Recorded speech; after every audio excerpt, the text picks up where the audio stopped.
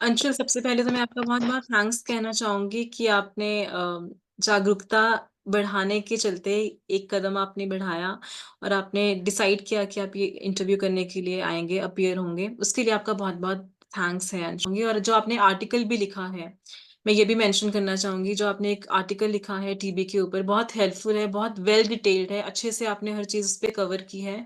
तो thank you so much for writing that article and appearing for this interview. Thank you ma'am, आपका भी बहुत-बहुत आभार। और आपने टीबी जैसे सेंसिटिव टॉपिक पे काम करने के बारे में सोचा, इसलिए आपका भी बहुत-बहुत आभार। अंशुल, मैं आपसे जानना चाहूँगी कि किस तरह की टीबी का स्ट्रेन है आप जिससे सफ़र कर रहे हैं और कितना वक़्त हो गया आपको ट्रीटमेंट लेते हुए? जी, मुझे एक्स्ट्रा पल्मोनरी एमडीआर टीबी है, जो फेफड़ों में पानी भर जाता है उसकी। और मुझे 18 महीने का लॉन्गर ट्रीटमेंट चल रहा है और अभी 12 महीने मेरे कंप्लीट हो चुके हैं। जी। जी, 12 महीने आपके कंप्लीट हो चुके हैं, मतलब कुछ ही महीने बचे हैं।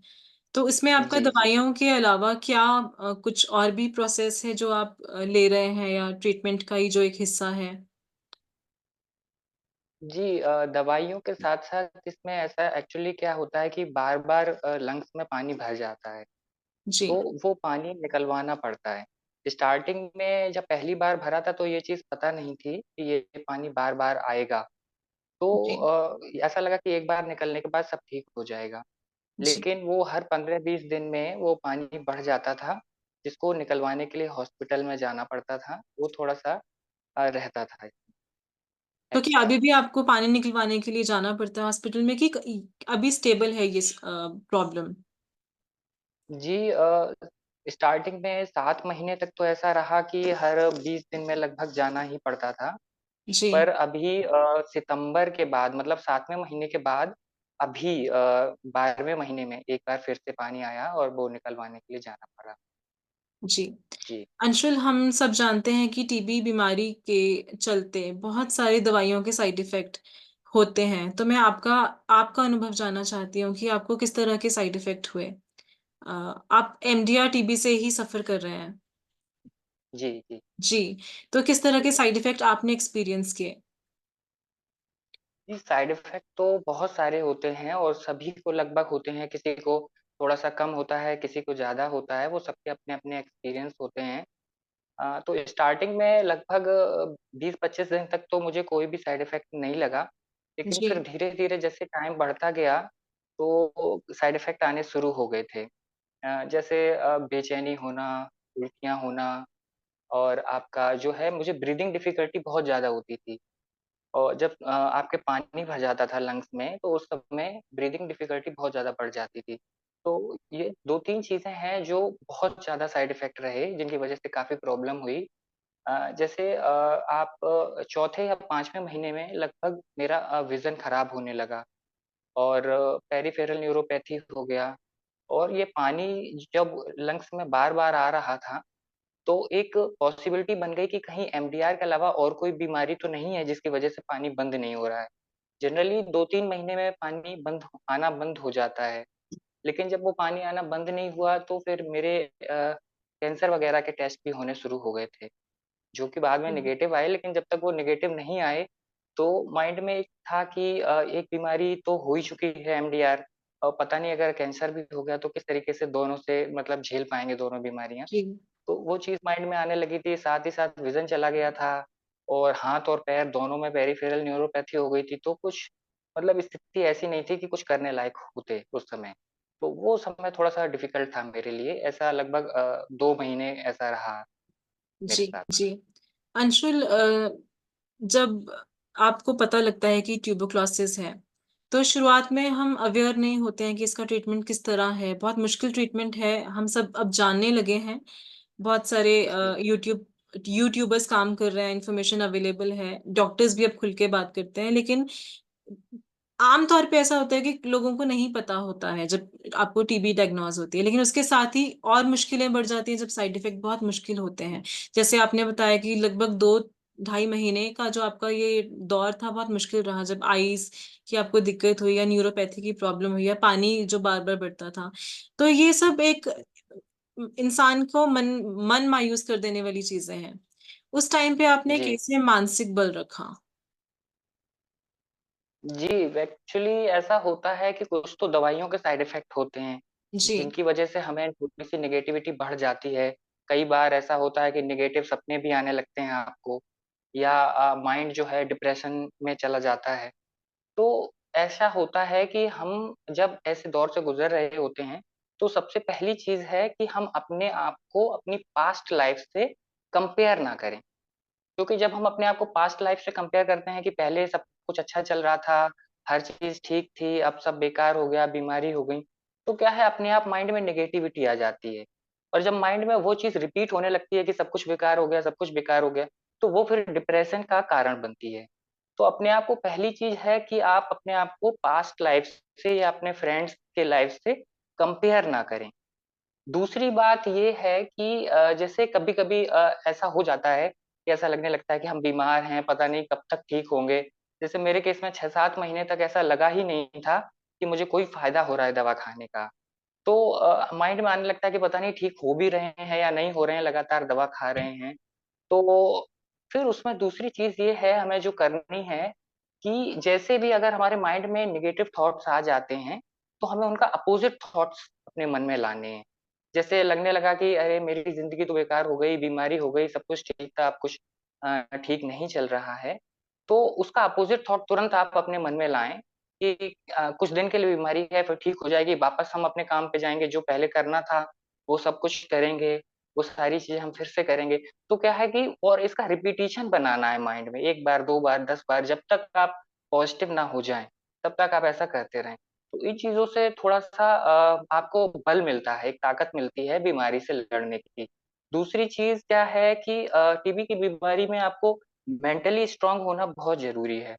तो मेंटली आप स्ट्रॉन्ग रहेंगे तो उसके लिए 4 चीज़ें आप अपने माइंड को स्ट्रॉन्ग बनाने के लिए कर सकते हैं। पहली चीज़ है कि विश्वास होना चाहिए आपको। आप विश्वास अगर भगवान को मानते हैं तो भगवान पे कर सकते हैं मैं कि भगवान मेरे साथ हैं, दुनिया अगर अ, मेरे साथ नहीं भी है या दुनिया में मैं अकेला खड़ा हूँ, तो भी भगवान मेरे साथ हैं और जहाँ भगवान साथ हैं तो वहाँ पे आपकी जीत होगी ही। तो इससे थोड़ा-सा अंदर से मानसिक बल मिलता है। दूसरी चीज़ ये है कि आप हिम्मत ना हारें। परेशानियाँ बहुत सारी आएँगी, लेकिन अगर आप हिम्मत नहीं हारेंगे, तो वो सारी चीज़ें ठीक हो जाएँगी। तो इसको एक रिपिटिशन की तरह यूज़ करें, जैसे जब मैंने बताया कि वो विज़न खराब हो गया, पेरिफेरल न्यूरोपैथी हो गया और पानी भी बार-बार आ रहा था, तो उस समय एक्चुअली बहुत ज़्यादा थोड़ा-सा नेगेटिविटी आने लगी कि कुछ कर ही नहीं पा रहे थे। तो उस समय एक चीज़ मैंने बहुत रिपीट करी, हिम्मत मत हारो, बार-बार इसको रिपीट करने से वो सबकॉन्शियस में चला जाता है और उससे क्या होता है कि आप फिर हिम्मत नहीं हारते, अंदर से ताकत आ जाती है। तीसरी बात ये है कि जब आप डिप्रेशन में होते हैं या फिर बीमार होते हैं, तो आपके पास करने के लिए कुछ नहीं होता। आप बीमारी के बारे में ही सोचते रहते हैं कि मैं बीमार हूँ, बाकी लोग अच्छे से अपनी लाइफ़ जी रहे हैं, सब कुछ काम कर रहे हैं, मैं कुछ कर नहीं रहा। तो इस समय क्या है अपनी किसी हॉबी पे आप काम कर सकते हैं, कोई ऐसी चीज़ जो आपको करने से एनर्जी आती है बॉडी में या कोई भी ऐसी चीज़ जो आप पहले करना चाहते थे जब आप बीमार नहीं थे, तब आप करना चाहते थे, नहीं कर पाए। तो उसको माइंड में रखने से क्या होता है कि जल्दी रिकवरी होती है कि मैं जब ठीक हो जाऊँगा तो मैं ये करूँगा या जो भी मैंने चीज़ सोच रखी है वो करूँगा। तो जी, उससे थोड़ा-सा एक मानसिक बल मिलता है और जो चौथी चीज़ है कि नेगेटिव कभी ना सोचें अपनी बीमारी के बारे में कि मैं पता नहीं ठीक हो रहा हूँ कि नहीं, ठीक होगा कि नहीं। तो अपनी बीमारी के बारे में नेगेटिव सोचना उतना ही गलत है जितना गलत है अपनी दवा गलत खाना। तो ये भी आपको ब जो रिकवरी का टाइम है वो बढ़ा देता है गलत सोचना। तो इसलिए बीमारी के बारे में गलत ना सोचें, हमेशा पॉज़िटिव सोचते रहें और हिम्मत ना हारें। इन चीज़ों से आप आसानी से टीबी से लड़ाई जीत पाएँगे। जी, मैम। जी, जी। अंशुल, एक चीज़ और मैं बात करना चाहूँगी आपसे, जैसे आपने कहा कि 6-7 महीने जब आपने दवाई खाई, तो आपको लगता था कि ठीक भी हो रहा हूँ या नहीं, या वैसी दवाइयाँ खा रहा हूँ, कि एक फ़ेथ जी। नहीं था कि पता नहीं कुछ हो भी रहा है कि नहीं। जैसे आप कॉन्स्टेंटली सफ़र कर रहे हो, कुछ ना कुछ दिक्कत रोज़ आ रही है, तो ऐसे लगने लग जाता है। तो बहुत सारे टीबी जी, पेशेंट्स जिनका ट्रीटमेंट शुरू हुआ है या अभी-अभी साइड इफ़ेक्ट्स होने स्टार्ट हुए हैं, उनको भी ऐसा लगता होगा। तो मैं यही चीज़ जी, आपसे इस विश्वास के बारे में मैं आपसे थोड़ी ज़्यादा डिटेल में बात करना चाहूँगी कि जब आप 6-7 महीने बाद ठीक होने लगे, तो वो एक फीलिंग कैसी थी और तब आपका माइंडसेट कैसा था? और मैं ये चाहती हूँ कि आप विश्वास दिलाएँ उन सब टीबी पेशेंट्स को कि ठीक होना एक्चुअली में ये बिल्कुल पक्की बात है कि आप ठीक हो जाएँगे। जी, बिल्कुल। जी, एक्चुअली क्या होता है कि जो टीबी जो बीमारी है वो क्रोनिक डिसीज़ है। वो जी, धीरे-धीरे ही होती है और उसको धीरे टाइम ठीक होने में टाइम लगता है, वो धीरे-धीरे ही ठीक होती है। जी, तो उसको जब आपका लॉन्गर ट्रीटमेंट चल रहा है 18 महीने, 9 महीने इतने टाइम लगेगा, तो इस टाइम में क्या होता है कि हम लोगों को जनरली आदत होती है वही खाँसी-बुखार की दवा खाने की, कि 2 दिन खाई ठीक हो गया। और जब आप 10 दिन, 15 दिन दवा खा लेते हैं, 1 महीना हो जाता है, कोई आराम नहीं मिलता है आपको जो भी प्रॉब्लम है और उसके साथ-साथ साइड इफ़ेक्ट इतने बढ़ जाते हैं, तो ये लगने लगता है कि दवा फ़ायदा कम कर रही है, नुकसान ज़्यादा पहुँचा रही है। तो एक माइंड में इमेज बन जाती है कि पता नहीं ठीक हो भी रहा हूँ या नहीं ठीक हो रहा। जी, तो इसमें सबसे पहली चीज़ जो है कि वो हमें अप्लाई करनी है कि हमें दवा खाना नहीं छोड़ना है, चाहे प्रॉब्लम आए या ना आए। दवा खाना आपको किसी भी सूरत में नहीं छोड़ना है, दवा आपको प्रॉपरली आपको लेनी है। पर डे जिस हिसाब से आपको डॉक्टर ने बताया है, आपको दवा लेनी ही है। दूसरी चीज़ माइंड में जो नेगेटिविटी आ जाती है कि पता नहीं ठीक होगा भी कि नहीं होगा, तो एक चीज़ ये है कि आप पॉज़िटिव सोचना है कि मैं ठीक हो रहा हूँ। हमेशा, कि ठीक हो रहा हूँ, टाइम लगेगा या अगर आपको ऐसी कोई प्रॉब्लम है तो आप अपने डॉक्टर से भी बात कर सकते हैं कि इस बारे में कि मुझे ऐसा लग रहा है कि पता नहीं ठीक हो रहा कि नहीं हो रहा, तो वो भी आपको गाइड करेंगे। तीसरी चीज़ जब आपको ऐसी फीलिंग आएगी 2 महीने बाद किसी को आती है, किसी को 3 महीने बाद, तो सबको आती है जैसे हम मुझे 7 महीने के बाद वो फीलिंग आई कि हाँ, अब बॉडी में एनर्जी आ रही है या ऐसा लग रहा है कि अब मैं पहले से ठीक हो रहा हूँ। तो एक अलग फीलिंग होती है, अपने आप एक खुशी होती है कि चलो 7 महीने जो मैंने दवा खाया तो वो अब असर कर रही है। तो और ज़्यादा फिर आता है कि अब तो फिर बिल्कुल दवा मिस करनी ही नहीं है, अब तो बिल्कुल जी, प्रॉपर पहले की तरह हो जाएँगे। जी, तो इस तरीके से ये 3 चीज़ें आपको करनी है, रेगुलर दवा लेनी है और पॉज़िटिव सोचना है, अगर ज़्यादा आपको लग रहा है तो एक बार अपने डॉक्टर से कंसल्ट करना है। जी। जी, अंशुल, दवा खाने से आपके इस पॉइंट से मेरे मन में एक प्रश्न आया। बहुत सारे लोग जी, दुविधा में होते हैं कि दवा कैसे खाएँ? जब ट्रीटमेंट स्टार्ट होता है स्पेशली एमडी और एक्सटीआर के केस में, क्योंकि दवाइयाँ इतनी ज़्यादा होती हैं कि समझ नहीं आता कि दवा खाएँ कैसे?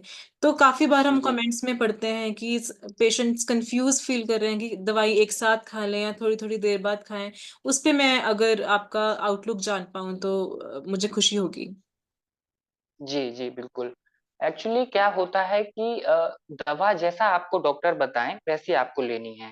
सबको अलग-अलग तरीके से बताया जाता है, तो जैसा आपको डॉक्टर बताते हैं, वैसा आपको लेना है। लेकिन डॉक्टर कई बार अगर भूल जाते हैं, तो ये आपकी रिस्पॉन्सिबिलिटी है कि आप डॉक्टर से पूछें कि दवा किस तरीके से लेनी है। उसमें अपना दिमाग ना लगाएँ कि जैसे हम लोग जनरली खाँसी बुखार की दवा में होता है कि हम लोग खा लेते हैं, उस तरीके से नहीं है। आप एक बार डॉक्टर से ज़रूर पूछें कि ये जो दवाएँ हैं, वो आपको किस तरीके से लेनी हैं। अब जी, अगर एमडीआर की बात करते हैं, तो एमडीआर में क्या होता है कि एमडीआर में दवाएँ बहुत ज़्यादा होती हैं।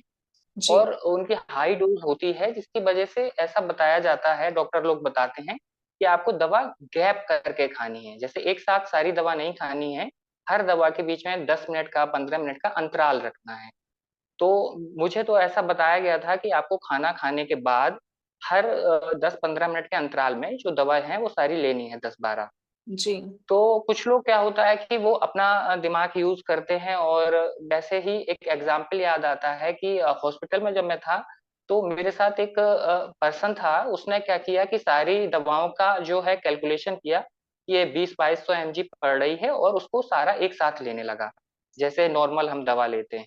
तो शुरुआत के 5-6 दिन तक तो कोई भी प्रॉब्लम नहीं हुई, तो एक बार मेरी बात हुई तो वो बताने लगे कि मैं तो सारी दवा इकट्ठे लेता हूँ, मुझे तो कोई प्रॉब्लम नहीं हो रही। तो 5-6 दिन बाद फिर क्या हुआ, एक दिन अचानक से वो सारी चीज़ें उठा-उठा के फेंकने लगे, टेबल पलट दी, बेड गिरा दिया, उल्टा-सीधा बोलने लगे, हॉस्पिटल का जो ग्लास था खिड़की का वो तोड़ दिया। तो मतलब स्थिति काफ़ी बिगड़ गई और फिर उन्हें मेंटल हॉस्पिटल में एडमिट कराना पड़ा। तो जी, एक बार ये ज़रूरी है कि आप अपने डॉक्टर से ज़रूर पूछें कि दवा किस तरीके से लेनी है और जैसा वो बताएँ, आप उसको फ़ॉलो करें। अपने तरफ से उसमें कोई भी नई चीज़ ना जोड़ें कि मैं ऐसे खा सकता हूँ और वैसे खा सकता हूँ। तो डॉक्टर बताएँ उस तरीके से लेनी है, दूसरा अपनी तरफ से आपको कोई भी चीज़ उसमें ऐड नहीं करनी। जी, जी। जी, अंशुल। अंशुल, अंत में मैं आपसे ये जानना चाहूँगी, मैं आपका दृष्टिकोण जानना चाहूँगी उस चीज़ पे, और आपकी सलाह भी पूछना चाहूँगी। टीबी जी, के चलते हम आइसोलेट हो जाते हैं, घर पे रहना पड़ता है क्योंकि इसका ट्रीटमेंट बहुत सख्त है। स्पेशली मतलब अगर सेंसिटिव टीबी नहीं है या फिर एमडीआर टीबी है, एक्सडीआर टीबी है, तो घर पे ही रह के आपको अपना ट्रीटमेंट पूरा करना पड़ता है। लेकिन हम देखते हैं कि एक फिजिकल रिस्ट्रिक्शन होने के साथ-साथ पेशेंट्स कहीं न कहीं अभी भी इंडिया में कुछ ऐसे एरियाज़ हैं, रूरल एरियाज़ हैं, जहाँ पे टीबी इतनी ओपनली हम टीबी पे बात नहीं करते हैं। मतलब अगर आपकी फैमिली आपके साथ है भी, तो सोसाइटी कहीं न कहीं आपको जज करती है कि इसको टीबी हो गई है, इसने अपना ध्यान ठीक से नहीं रखा होगा, या इसकी शादी कैसे होगी? बहुत सारी ऐसी चीज़ें, जिसकी वजह से टीबी एक टैबू आज भी है।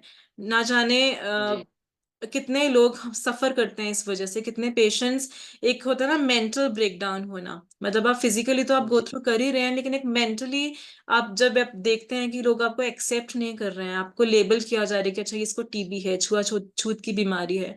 तो एक मेंटली जी, आपका एक हौसला टूटता है, वो एक एक तरह की सफ़रिंग है।